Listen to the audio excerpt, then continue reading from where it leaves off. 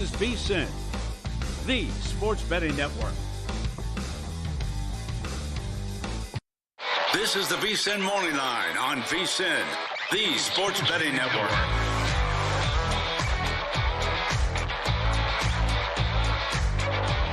Good morning. Happy Tuesday and welcome into the VSiN Morning Line. I'm Grace Remington with Michael Lombardi and Harrison Sanford. The 49ers spoiled the long-awaited return of Aaron Rodgers. We will be getting into Monday night's football game and much, much more. But before we begin, let's take a look at what's coming up on the show today. Got a trio of guests joining us. Matt Youmans at the bottom of this hour, 7:30 Eastern, with his best bets for the week.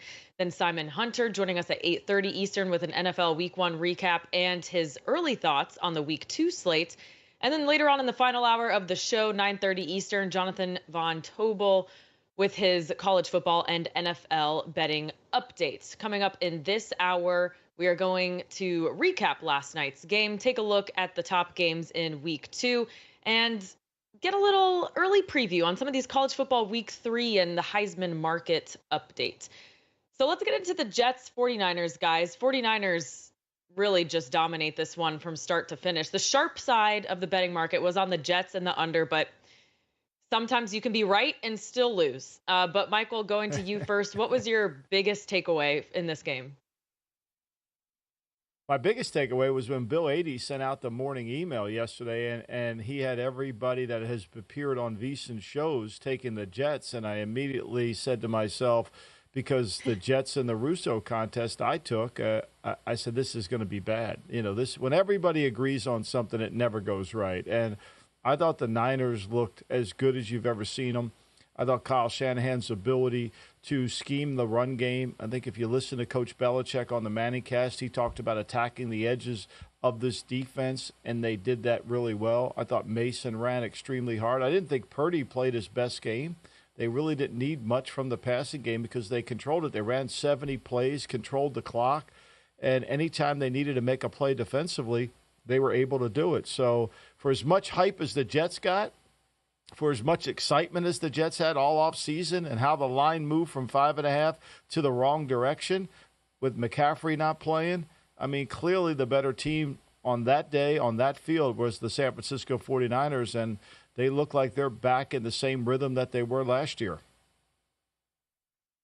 Lombardi, you pointed it out yesterday that when you looked at Robert Saleh versus Kyle Shanahan, you gave Kyle Shanahan that advantage, and that's really how it played out yesterday. The ability for the 49ers to control time of possession, particularly with Jordan Mason, who definitely caught the eye of a lot of people in the fantasy football world, was truly something that really caught my eye last night. Aaron Rodgers, yes, he had some good he had some good spots, he had some bad spots, but overall, the Jets offense just didn't have the ball enough. And that's because the 49ers were able to continuously run the ball on this New York Jets defensive line. And that's really what stuck away from me as you looked at the entirety of the game. And then if you look at it from a fantasy football perspective, it is a reminder. I could embolden it, underscore it. I cannot say it enough. If you have a running back and you drafted him in the first 2-3 rounds, you have to get the handcuff. If you have Christian McCaffrey, you better go out there and trade for Jordan Mason. Let's say you got a player like James Cook for the Buffalo Bills. You need to get a Ray Davis. If you have a Joe Mixon, who dominated the carries for the Houston Texans this past weekend, you need to get Cam Akers. That's how you win your leagues, because these running backs are bound to not play all 17 games in the season. That proved last night. So definitely something you want to keep an eye on. But main takeaway, Kyle Shanahan and this 49ers offense and the way he was able to scheme up things and scheme up the run still without Christian McCaffrey definitely stood out to me, Grace. Yeah, you mentioned the time of possession. I heard someone say, where are all the Jets' weapons? Well, they're still there. They just literally don't have the ball. The 49ers controlled the clock for 38 minutes to the Jets' 21. And obviously the way they did that is with running back Jordan Mason, who was filling in for the injured CMC. 28 carries for 147 yards and a touchdown. He broke off for some explosive runs as well. But guys, this stat I found from NFL Media is incredible. Jordan Mason's 28 rush attempts is the most carries in a game for any Kyle Shanahan running back. And you look at his history of running backs there, CMC, Matt Breida, Raheem Mostert, Jeff Wilson, Elijah Mitchell. It's hard to believe this, like this undrafted free agent that we've never heard before. He's the one who breaks this record for Kyle Shanahan. After the game, though, there was a little bit of a controversy because Lisa Salters on the NBC broadcast asked him, when did you find out you're going to be the starter? He said Friday night. However, CMC was listed questionable on Saturday. What's this all mean? Someone asked Kyle Shanahan after the game. Just the same stuff that was bothering him all week. There was a little too much today. Game time decision. He came in, just talking to him about it. It was still there. Thought it was going to be smart to keep him out, and glad we did. Jordan said after the game that he was told on Friday night he was going to start. When did Christian start feeling awry? I never told Jordan he was going to start. Told him he had to be ready a bunch, but that might have been Bobby or somebody trying to pump him up. But I knew he was going to have to play a lot. I told him that he was going to have to, it wasn't going to be like usual. It was going to be a number 2 back that was splitting a lot of the time. But now he didn't know he for sure was doing that till today. Michael, what do you think about them kind of bending these injury report rules? Well, I think to me, when you're dealing with a player like Christian McCaffrey, it's always subjective to the way he feels. And I think what we said yesterday on the show, we talked about this. We also said that he wasn't going to play because the long lens said don't play. He wasn't feeling well. And you can make a lot out of it that he said he was going to play and he was going to start. And Bobby Turner, who Kyle's referring to in that, is the guy that does a really good job of coaching the running backs at San Francisco, and he does an amazing job of selecting talent. He's why all these college free agents end up playing so well for Kyle. He's been with Kyle and with Kyle's dad, Mike, for a long time. So I think this is going to be the ravaged story going through the media today. It's a whodunit, and everybody loves a whodunit. But to me, it's a no story because if McCaffrey went out there and felt right, he would have gone. But Harrison, I think the bigger issue here, forget the story. The bigger issue here is the Jets' run defense. Now, we have built this Jets defense up to be the 0-2 Ravens. We have built this Jets defense up to be the greatest defense in the history of football. Well, last year, the New York Football Giants ran for 200 yards against them. Last year, the Kansas City Chiefs ran for 200 yards against them. Last year, the Miami Dolphins ran for 167 yards on them. Like, you can run the football on them. The key, though, is you got to know how to run the football on them. And I think Kyle Shanahan proved that last night. Yeah, I think they were discussing it after the game in terms of them being able to do some of those inside zone runs. And you're right. We have celebrated this New York Jets defense for what they've been able to accomplish over the past couple of years under Kyle Shanahan. We've celebrated players like Sauce Gardner and DJ Reed. And for relatively the most part, those guys played well. Remember yesterday, if you guys were tuning in, we discussed the bet that I put out there as my best bet. We did Brandon Ayuk under 50 and a half receiving yards. He finished the game with 28. Granted, some of that is his fault because he dropped the ball right in the end zone. Nonetheless, I think the secondary did the job, but that's not, as you pointed out, Michael, that's not the whole entirety of your defense. You also have to be able to stop the run.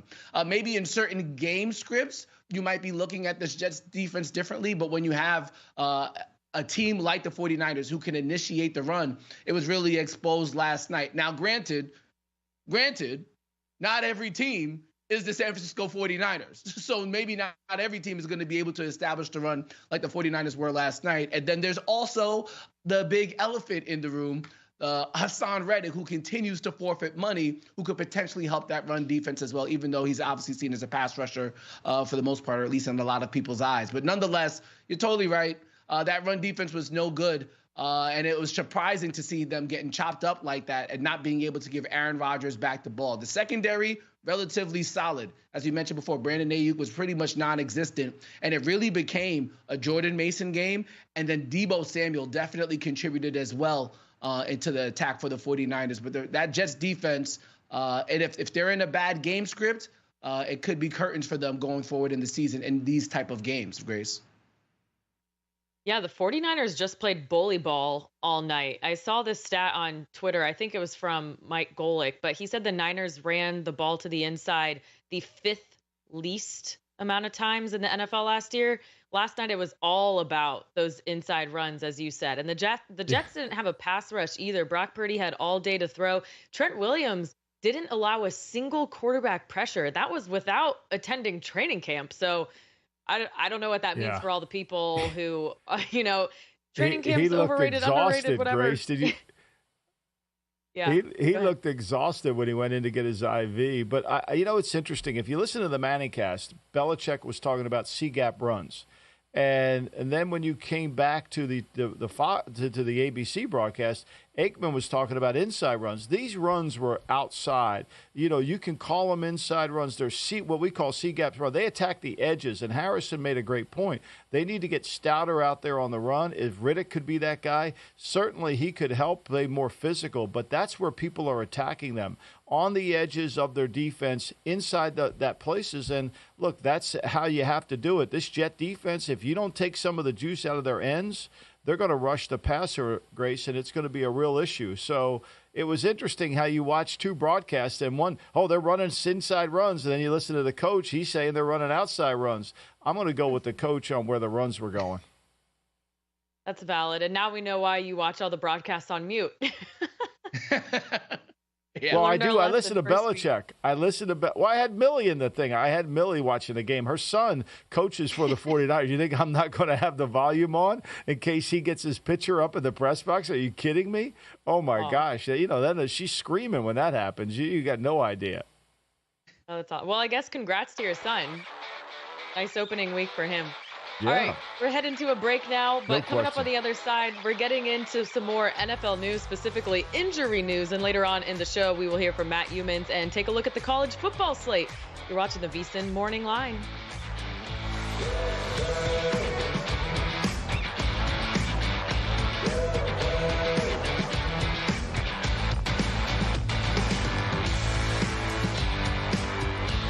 Time. There's nothing more valuable. It's what drives everyone to make the most of every moment. We celebrate living large in the now.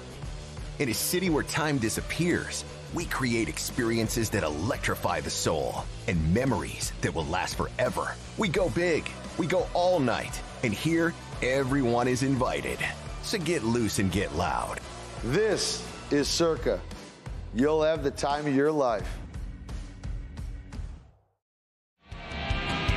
Coming up Tuesday on Follow the Money, we recap Monday Night Football. We talk to the owner of Circa, Derek Stevens, Paul Stone with picks, and Matt Youmans on the NFL and college. Follow the Money weekdays, 4 to 7 Eastern on VSiN, the Sports Betting Network.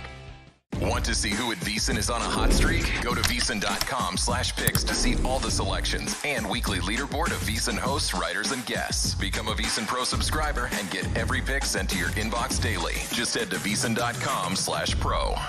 So, Paulie, have you had a chance to read the VSiN Daily yet? Yeah, came in at 3 a.m. What's Bill doing up that late? Well, rumor has it starts off with a 12-hour meditation session.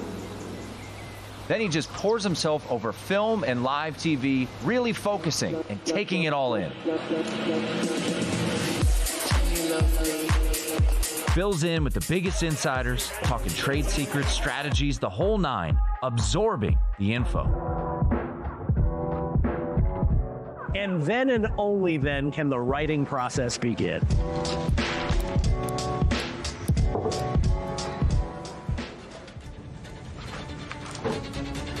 In Las Vegas, Bill's late night becomes your early morning. Wake up to the very latest betting insights in your inbox with the VSiN Daily. Sign up for free at vsin.com/newsletter.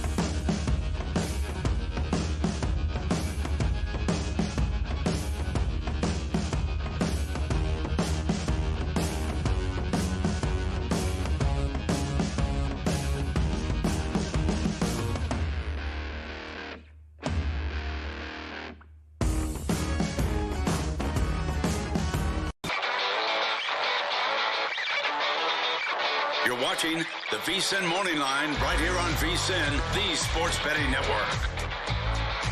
Welcome back into the VSiN Morning Line as we recap Monday Night Football between the Jets and Niners and look ahead to Week 2. Grace Remington here with Michael Lombardi and Harrison Sanford. Guys, Week 1, didn't expect it to happen so soon, but it already feels like we're so late into the season because there's so many injuries. So let's break down some of these now. Yeah, Michael is going to give us the X's and O's perspective. Harrison is going to give us the fantasy perspective.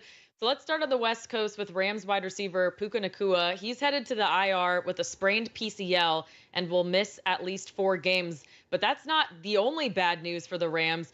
It feels like just about everyone on their offensive line is either questionable or doubtful with a variety of injuries. Michael, how do the line injuries and Nacua's injury impact the Rams?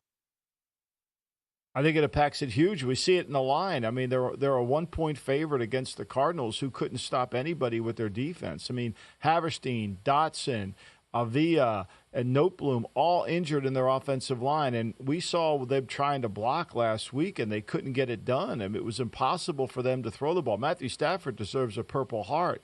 And then with Nacua out, that puts more pressure on Robinson. That puts more pressure on Tyler Johnson, the free agent who they signed in 2023. So it puts ultimately more pressure on Stafford because, remember, he went in that game and threw it over 40 times. That's tough to do on the road against Detroit. So I think this is why the line hasn't moved towards the Rams, and I think the Cardinals are people seeing as a good play because the Cardinals, you know, they're up 17-3 on Buffalo. They have a chance. They can't convert a third down. They're in that game. Now, their defense is terrible, Harrison, but I think this is really going to have an effect on the Rams' offense. Yeah, it's definitely an unfortunate injury, especially those fantasy football owners. You don't want to have an injury to a guy that you probably drafted in the second round, the latest, the third round probably, in Puka Nacua. But that is the reality of the situation, and you can't necessarily trade him away, right? He's going to come back in this season. So it's almost a value that you kind of have to hold on to. You really got to search the streaming market. And what you want to try and do, in my opinion, is take advantage of what we saw in Week 1 in terms of some numbers, in terms of targets, and hope those continue and try and attack those players from a streaming perspective. For example, Keon Coleman, the Buffalo Bills wide receiver coming out of Florida State, he actually led the Bills in target share in Week 1. And I know a lot of people think that Harbaugh there with the Chargers where Herbert is going to be more of a rushing offense, and yes, it will. Even still, Ladd McConkey led that team in target share, the rookie out of Georgia. I think those are two things you definitely want to take notice to. And if those players are still on the waiver wire, I would definitely make a claim on them. You're not going to get Puka Nacua on the waiver wire. That's not happening. But you can get some maybe good replacements in the meantime, between time.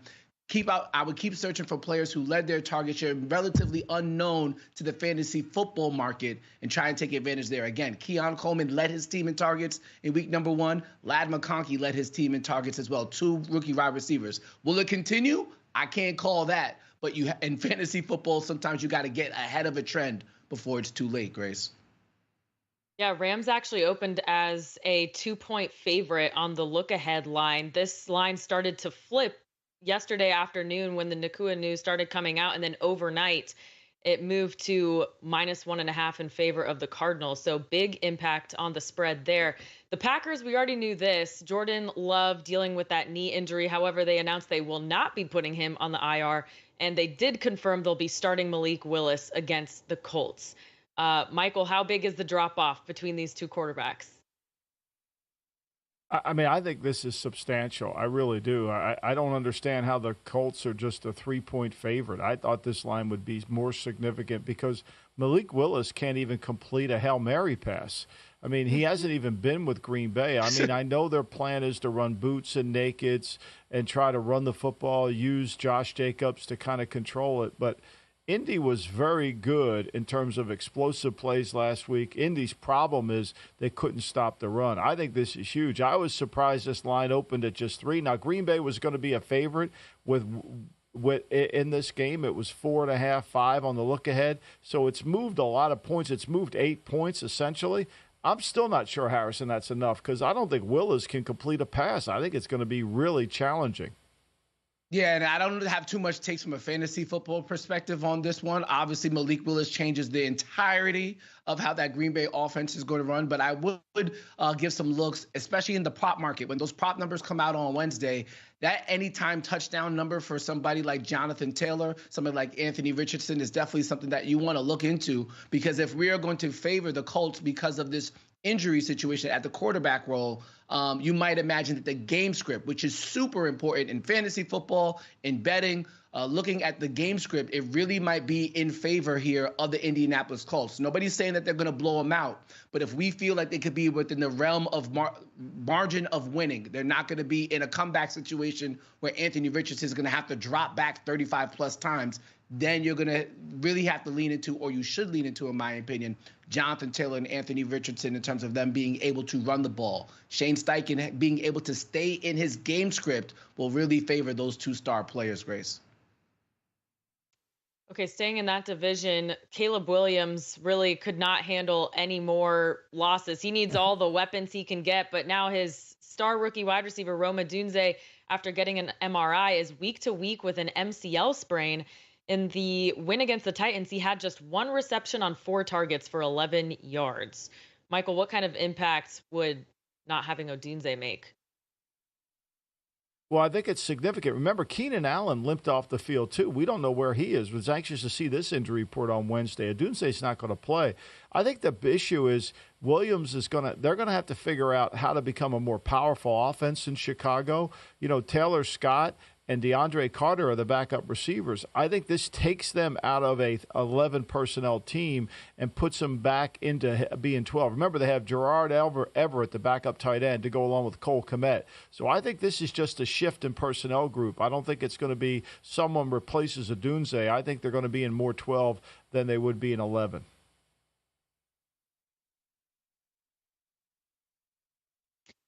Okay, Bills quarterback Josh Allen hurt his hand in the win against the Cardinals. 2 rushing touchdowns for him on the day. They said at one point it was a laceration, but they have a quick turnaround here for Thursday night football against the Dolphins. Yeah. Michael, how do you think this hand injury will affect him? It's on his non-throwing hand. I don't think it'll have anything. It'll wrap it up. I mean, look, he rushed for 2 touchdowns. He said he did it on the first touchdown. I don't think that's going to be an issue. I think the bigger issue when you look at Buffalo this week as they travel on the short week and they have to go down there is their secondary. I mean, Buffalo's defense was not very good, but then they lost Tyron Johnson, their best corner, their best nickel corner, and he won't play this week. So that's a concern. So now a secondary going into Miami with Tyreek Hill and Waddle and all the skill they have there. Now, remember, Miami they could not have Morset and Achane because those guys are both hurt. They came out of that game, and they're going to be listed on the injury report today. We'll see. But it's Tuesday. They play Thursday. It's a quick turnaround. A lot of injuries in Miami, especially at the running back position. All right, Harrison, I know you. Oh, go ahead. Oh, no, go ahead, Grace. Go ahead, Grace. I was going to ask you about these injured tight ends because I know you have some thoughts from a fantasy perspective on tight end usage this year. But the Cowboys, Jake Ferguson, he is week to week with an MCL sprain. The Browns tight end, David Njoku, feared to have a high ankle sprain. So what are your thoughts on these two? Yeah, the tight end position was an absolute disappointment this entire weekend. Star name after star name. Sam Laporta also didn't play at a high level. George Kittle really didn't perform at a high level. Mark Andrews. The names go on and on and on. The only person who really stood out is Isaiah Likely, and he might be available on the waiver wire, but if somebody's wise, he's not. But I do think Tyler Conklin could be somebody you can consider. I wouldn't say what happened with the Jets yesterday is going to what's happened throughout the entirety of the season. Yeah, I do know. It did feel as if Aaron Rodgers was solely locking in on Garrett Wilson. But one would have to imagine if they actually had the ball for a decent amount of time, maybe those targets would have been spread out a bit more. And then I think Lombardi called it out perfectly. If Rome Odunze is not going to be available because of this MCL sprain, you might want to take a look here at Cole Kmet or Gerald Everett. I'll go ahead and look at the numbers and see who really dominated the snap share between those two tight ends. But that's an option as well, just from a streaming perspective. But overall, the tight end position was quite the disappointment in fantasy football this week. And I have to say it was just it was more like an anomaly, one would hope, because a lot of draft capital was spent on the big names like Kelsey, Andrews, Laporta, Kincaid. The names go on and on. It was a real disappointment all around for the tight end position, Grace. Well, Michael, how does the Cowboys losing Jake Ferguson impact their offense? Well, it does, because he was really a vital part of the receiving game, and they're just going to have to go next man up here and shift it. But look, the way that Brandon Cooks played last week certainly helps. And then, of course, the great CeeDee Lamb came in there. I think this is going to be one of those where they're going to have to adjust on the fly and maneuver around him. They say he could play. I know it's an MCL, but he could play. We'll see if that happens. Okay, and one more injury I'll squeeze in here. Panthers defensive tackle Derek Brown suffered a potential season-ending knee injury. This is just after he got paid a big 4-year deal. The Panthers do not need any more bad news. All right, coming up on the other side, Matt Youmans joining us now with a quick reaction from Monday Night Football and a look ahead to Week 2. You're watching the VSiN Morning Line. VSiN is extending our VSiN Pro Football Special. That means for $175, you'll get access to both our NFL and college football betting guides, plus so much more. With VSiN Pro, you'll receive daily picks straight to your inbox, detailed analysis on every game, and exclusive data like our betting splits to help you become a sharper bettor. Get all this for just $175 through the Super Bowl. Or try a monthly subscription and get your first 30 days for only $19. Don't miss out on this unbeatable offer. Sign up now at VSiN.com/subscribe. Don't wait until fall to start betting the NFL. Get a jump start now with the VSiN NFL Betting Guide and get prepared for this NFL season like never before. The guide has in-depth breakdowns for all 32 teams, best bets from our VSiN experts, playoff predictions, award market previews, and more. The guide is out now, and the only way to get it is to be a VSiN Pro subscriber. Head to VSiN.com/pro to sign up and join the Sports Betting Network.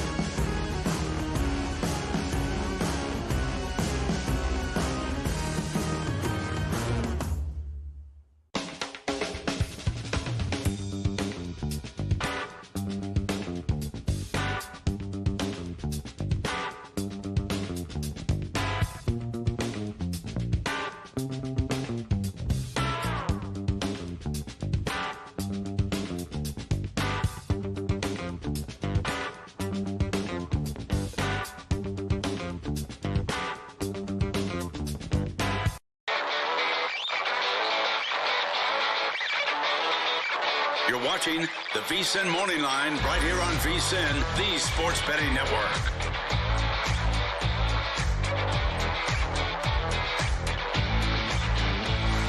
Welcome back into the VSiN Morning Line. Happy Tuesday, and thank you for beginning your morning with us. Grace Remington joining you here with Michael Lombardi and Harrison Sanford. We now welcome Matt Youmans onto the Progressive Guest Line, host of VSiN Tonight. You can also find him on the College Football Betting Podcast. He's here with his reaction to the Monday Night Football game between the Jets and Niners. Matt, I was one of the sad people who was backing the Jets last night. If you look at the market movement, if you look at the betting splits, Jets and the under were the sharp side. However, I said earlier in the show, you can still be right and still lose. So what was your reaction to the game last night? Well, I was on the Jets with you, and we were dead wrong. And Grace, first of all, I got to give you credit because you walk in the door and all you do is win for the first weekend. I think, what were you, 5-0 in the NFL? I saw. I know you got off to until last night. Huh? Yeah, it's okay. It's tough to have a perfect weekend. Let's put it that way. And I know many pros who were on the Jets last night, taking the 4.5, and it looked like we caught a break with the Christian McCaffrey situation, and it turned out not to make a difference because Jordan Mason played just as well as Christian McCaffrey would have run the ball. And the thing that really surprised me, and I wanted to get Michael Lombardi's take on this too. This is supposed to be a top 5 defense in the NFL, talking about the Jets. And the 49ers offensive line with Trent back, the big guy, he played the first 65 offensive snaps of the game, by the way, Trent Williams. And the Niners were blowing the Jets defensive line off the ball and physically pushing around the Jets defense. And I noticed this by the second quarter, and I said, man, this is bad news if you've got a Jets bet, because this defense is not supposed to get manhandled like this. And it pretty much happened all night.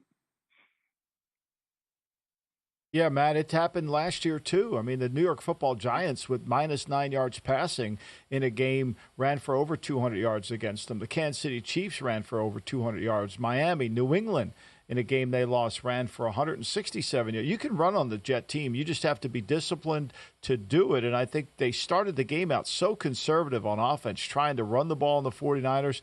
And then when they get behind, now all of a sudden their defense is vulnerable to the run. I think it's a misconception about this Jet defense. You don't give up. Last year there was 7-8 games where they gave up over 120 yards rushing. That's not the 2000 Ravens. That's not the Browns from last year, which was impossible to run the ball on at home. So, yeah, I think there's a little bit of an overrating for the Jets defense. And I thought offensively last night, they were conservative with their play calling. It was just basic West Coast offense. We never heard Nathaniel Hackett's name mentioned, although he was the villain over these years, Matt. And I think ultimately this offense is very pedestrian-like in terms of scheme. Now, they've got some great players, but once they took Garrett Wilson out of the game, all of a sudden the Jet offense struggled to get things going. And I don't know if they can stay as healthy in the offensive line. So I agree. I just thought, to me, my man Robert Saleh, didn't disappoint because his team was not well conditioned and they didn't look ready. No, and you can comment on this. You comment back to me because I don't think they looked well conditioned, and I don't think that they were prepared to where Kyle's team was really well conditioned and well prepared. Yeah, you can tell the 49ers are well prepared. There's no doubt about that. And, one thing I've said about the Jets is I don't like the coaching staff. I'm going to downgrade the team in general on the power rating after this. Definitely an overrated Jets defense. And I wasn't too impressed with the offensive play calling either. So everything you said there, I agree with. And hopefully Aaron Rodgers has got more left in the tank than he showed last night because he looked really slow moving around in the pocket. And I didn't think there was much creativity with the play calling. But anyway, the bottom line is, as a handicapper, I think you do have to downgrade the Jets a little bit. And, hey, I don't think it's not automatic that they're going to bounce back in this next spot on the road at Tennessee in week 2. So I'm not going to be laying the points with the Jets on the road this week. Matt, as a handicapper, you also have to downgrade the Green Bay Packers because they also don't have Jordan Love. But I believe you don't like how much this line has moved in favor of the Colts going into Sunday's contest, which is a home game for the Packers as well. Yeah, Harrison, you're talking about an 8-point adjustment from Jordan Love to Malik Willis. And I don't think Willis is ready to play and ready to win at a high level in the NFL. But for a game, you can game plan around him and kind of hide his deficiencies. And, hey, this is not a Colts team quarterbacked by Peyton Manning or Andrew Luck that's rolling into Lambeau Field this week. This is not a dominant Colts defense either. And for an 8-point adjustment here to make the Packers 3.5-point home dogs, I've got to play the home dog here. Indianapolis defense was on the field for 76 plays against the Texans, allowed 417 total yards, and allowed Joe Mixon to rush for 159. Anthony Richardson was 9 for 19 passing. Jonathan Taylor rushed for 48 yards. There was nothing really spectacular when you watch the Colts performance against the Texans. Make me think they should go into Lambeau laying a field goal or more here against the Packers. Now, I know that Malik Willis scares a lot of people because he's only been with the team as of this weekend. When he starts, it'll be 20 days. He's got 3 starts in his career. But again, the Packers ran the ball for 163 yards against the Eagles. Josh Jacobs ran for 84. I think the Packers can do a lot of damage on the ground in this game. Like I said, play to Malik Willis' strength, play to the strengths of the offense, and this Green Bay defense probably good enough to help the Packers win this game. I think with this major adjustment in the line, I've got to play the dog here. So it's Packers plus 3.5 at Lambeau. Another line that feels kind of short is the Patriots-Seahawks. You think about the way the Pats-Bengals game went. The Bengals had the Gesicki touchdown called back, and then Tanner Hudson fumbles at the goal line. If they had scored there, it would have been a tied game, and if the Bengals had come back and win it, you'd think maybe Seahawks would be a favorite by 4.5. So how do you see this one? Well, I actually believe the Patriots can win this game, and if they win this, it might be the last one they win for a long time. I don't think they're going to rip off a bunch of wins. I still don't think they're going to get to the win total of 5. They caught a Bengals team that's been a really slow starting team. You know, we talked about this before week 1. Under Zach Taylor, the Bengals were 1-4 in week 1, and the one win was in overtime. I'll make it 1-5. So they're catching the Bengals at the right time. But I do think the Patriots, the way they play, there are certain teams they're going to have a chance to beat, and the Seahawks are one of those teams. Ramondre Stevenson ran for 120 yards on 25 carries. Defense keeps you in the game. Really, last week, the New England defense sacked Joe Burrow 3 times and held the Bengals to 224 total yards. I think they can do something similar here to the Seahawks. George Fant, the right tackle, got a knee injury. Probably not going to play this week. And Kenneth Walker's got an abdominal sprain, and I think he should be okay. Probably going to play. But this is a game I think the Patriots can hang in, have a shot to win. Now, after this, I think they're going to lose a lot of games. It's going to be a while until they win again if they do. I'm a little nervous about playing the Patriots here in this spot, too. But with 3.5s out there, this is another home dog I'll take a look at this week. All right, how about Colorado? Let's shift to college football. You're so good at that. Love the contest, Matt. I love the show on Friday night. It's awesome. So let's shift to college. Colorado State, Colorado. Grace's favorite program, the University of Colorado. You'll take Colorado State, the Rams, at 7.5. She's laughing. She got into it yesterday. It was so good, Matt. You would have. I don't know if you heard her, but it was so perfect on Dion. Blame everybody but themselves. You know, it's always somebody else's fault but the coaches. What's your thoughts on this one? And she's right, too, because Dion, at this point, he looks more like a charlatan or a hype man than a competent head coach. I think that's basically his role. This is ugly home dog week for me, right? Ugly home dogs in this segment. So we're going Colorado State plus 7.5. I wonder at what point this Colorado team in this program just comes apart at the seams.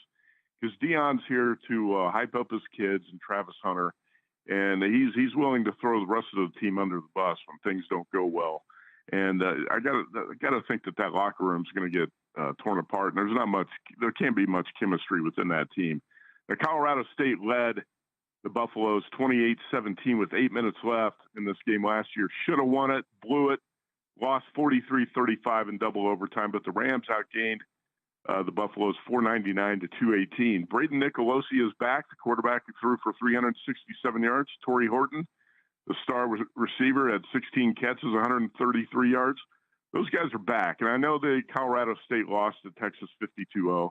Rams did bounce back a little bit last week and beat Northern Colorado 38-17. I just think this is going to end up being a closer game than the 7.5-point number. And it's a game that the Rams have a legitimate shot to win here, because I don't think this Colorado football team is built for the long haul. When the losses start to pile up, I think this team's going to fall apart. And hey, and don't forget, Deion's son, Shiloh Sanders, his safety, is out this week and probably out for the rest of the season. So I think Colorado State's to play here as a home dog.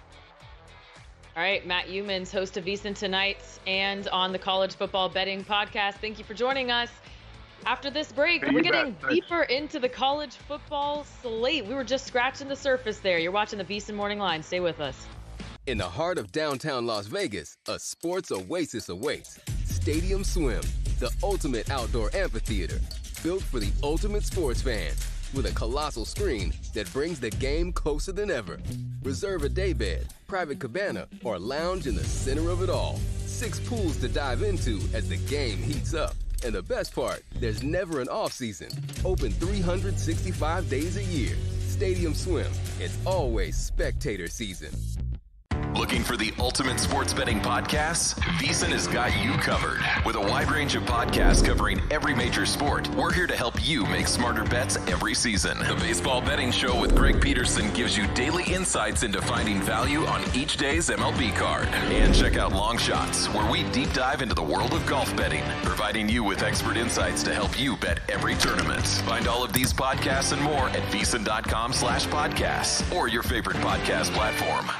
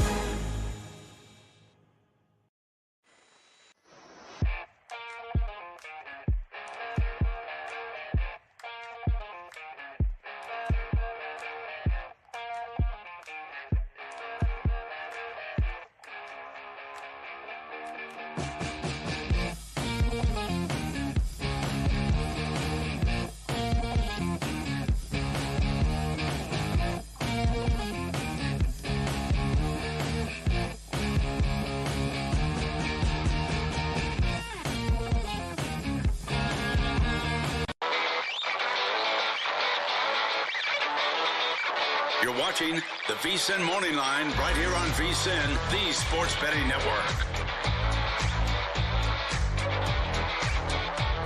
Good morning and welcome back to the VSiN Morning Line. Harrison Sanford, Michael Lombardi, and Grace Remington joining you on this Tuesday after Monday Night Football. And yes, we will continue to discuss the 49ers win over the New York Jets, but we must also discuss what's coming up this weekend in college football. And we're going to start with the game that's happening on Friday. Arizona and one of the most standout wide receivers we have in the college football landscape, T-Mac. We'll get the full pronunciation down as the season goes along. Going against Kansas State. Grace, you have some opinions on this matchup. As of right now, Kansas State with Will Anderson at quarterback, laying 7 points at home. Yeah, so I came into the season with K-State, one of my biggest positions. I have tickets on Avery Johnson to win the Heisman, K-State to make the playoff, a little sprinkle on K-State to win the whole thing, and then I'm backing their wins total over 9.5. So the good thing about this game is it's actually a non-conference game because it was scheduled before the conference realignment. So if either side loses, if K-State loses, it's not going to impact my bets all too significantly.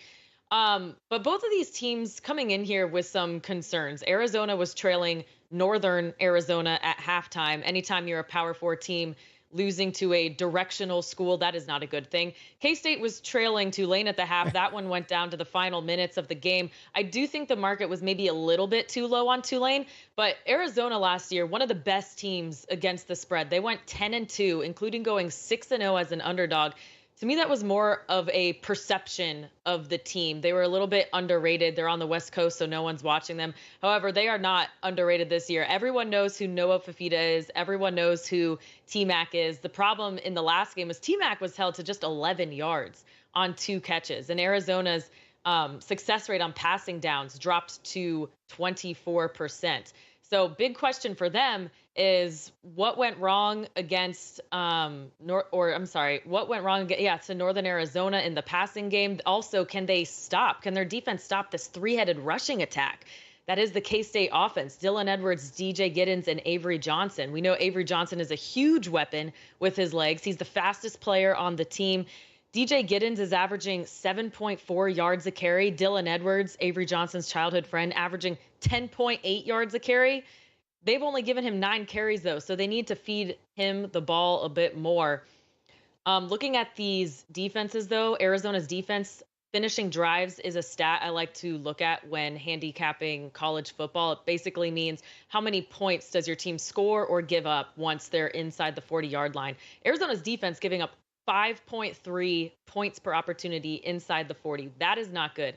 K-State's defense is looking really good in the advanced metrics, a 24% havoc rate, a 37% success rate on standard downs, 24% success rate on passing downs. All of those are top third in the country, and only allowing 2.4 points per opportunity inside the 40. The problem is they are giving up so many explosive plays, which obviously they could be susceptible to against Noah Fifita and T-Mac. So the play I'm going with here is the over 58.5. Make sure you get that below the key number of 59. I would have liked to bet K-State minus 6.5, but I woke up this morning and that number is gone. It's 7.5 at most places now. So good news that it is moving my way, but I'll take the over here. Like the over there, and I definitely have 2 explosive offenses, and I would say I'm kind of disappointed, Grace, that I don't have the opportunity to bet on T-Max props. I am in New York, and in New York, you cannot bet on college players. You could bet on college teams. Yes, you can, but you cannot bet on college players. So that would definitely be a prop that I would potentially be targeting. I am curious, though, Grace, was there a reason why you looked at the full game as opposed to the half game? I know this past weekend when we were talking about Texas and Michigan, you looked at the half. In terms of the total, but in this one, you like looking at the entirety game. And I'm just curious in general, when do you only want to focus on a half, and when do you want to actually focus on the entire game? I think the easiest answer is the entire game is like when you're expecting a blowout, there can be a lot of garbage time points put up, which would help the over. The first half, especially early in the season, a lot of teams are coming out here scripted. And then second half is when they're making their adjustments. And so when they're comfortable, when they're scripted, that's when I look at unders, or maybe if it's a team like Texas, you would look at an over. Kind of case by case, but this one I might go deep into it. I haven't actually placed a wager on it yet because I was hoping to back K-State in some way, but I mean, we'll see. But we'll cover this game as the week goes on, and I might change my play up a little bit here. Yeah, before we get to that next game, I wanted to ask Michael his opinion. I know you're a big fan of T-Mac, Michael. What are other people in NFL front offices saying about his talent and what we might see from him at the next level? Well, I think he's reminiscent, Harrison, of Larry Fitzgerald, probably a little bit faster. I think he's got the ability to catch the ball. His catch radius is enormous, and he runs better than you think. And when he jumps for the ball, he's always in great balance, and his eye-hand coordination is rare. It's just not good. It's rare. So this is a guy that is going to generate a lot of interest because he could go play X receiver, and you're going to be able to throw him short. You're going to be able to make throws long to him, and he's going to be able to convert third downs at a rapid rate. So he's very high on the list. I don't care what he runs the 40 in, because if you go back and watch him in high school, which I did, and you watch him, and he made the same plays in high school, he's making the same plays at the University of Arizona. He'll make the same plays in pro football. All right, let's move on over to the next game on the college football slate that Grace wants to highlight, and that's Florida State. The team that opened the season, the number 10 team in the land, not so much more now, taking on Memphis out of the Power 5. You like Memphis in this one, Grace. Why is that? Yeah, well, at first I was a little nervous. I didn't want to jump on the fade FSU hype train, but it actually looks like the market is viewing this, or started viewing this, as a buy low spot on Florida State at -5.5. Growing the spread out to 7. But then once it got to 7.5, that's when you started seeing buyback on Memphis. So I did place a wager on Memphis +7 last night. DJU was good at running the Oregon State's offense because it was run heavy last year, but FSU struggles to run the ball, averaging 2.5 rush yards per attempt. And now they're taking another hit, losing their starting running back. DJU also has been under pressure on 41% of his dropbacks this year, and he's not good under pressure. On the other side of the ball, Seth Hennigan leads the Memphis offense. And when I first moved here to Nashville 2 years ago, a lot of Memphis fans told me they lovingly referred to him as Seth 7 wins again. They weren't quite a fan, but looking at his stats, he has improved year after year, and I like seeing, that type of positive regression from someone. Just looking at his completion rate, it's gone up from 59 to 64 to 66 to now 70 year over year the past 4 years. No turnovers yet this season. He's also good under pressure. He's good when he's being blitzed. You look at Memphis, they have a pretty good pedigree. They actually played Mizzou really close last September. And then I checked out a couple power ratings that I trust. They have these teams separated by just 2 points, which makes this game a coin flip on a neutral site. So we're getting a full touchdown with Memphis. Let's take them plus the points. And I would say here too, Grace, it's going to be interesting case study with Mike Norvell and this Florida State team. For all intents and purposes, it's a wrap. It's over. They're not making the college football playoff. I mean, yes, I guess they can, right? They could, but a lot would have to go wrong. A lot would have to go wrong. For Clemson, Miami. Yeah. It would be an the worst ACC season of all time. Yeah, that's the only way. And so it's pretty much not going to happen. So what happens with this team as the season continues to go forward? What happens with these lines? What happens with their performances? I think is going to be an interesting case study in this new 12-team college football playoff. I even saw it earlier this week. And yes, I know players decommit from colleges all the time, but they had a 5-star recruit out of the state of Florida who recently decommitted as well. And a lot of people probably would speculate that's because of what has happened with this program this year. It's going to be interesting to see all year long. And I guess I'll toss it to Michael here before we go to break. I know we didn't get to do it yesterday, but if I'm Coach Norvell and I want to step into the office, Michael, what would you tell your Seminoles team as the season looks like it's going to the wayside? I would say, look, let's build on something here. I would play everybody that I would play moving forward would be somebody that I wanted on the team the next season. I'm not giving up on the year, but I'm going to use the year to develop young talent, to rebuild the confidence within the team, and try to make sure that this next year doesn't go the way this year went. Losing to Georgia Tech was bad, and then coming back and having Boston College kick your butt. It's time for changes, and that involves personnel decisions that you must make. Look, they made the wrong choice. They took DJ over Ward. Can't have that happen again. Yeah, definitely a free agency, or some would say an NIL mistake there by Coach Norvell. All right, we'll come back in the next hour with more of a Monday Night Football recap and much more in week 3 of the college football season. Stay tuned. This is the VSiN Morning Line.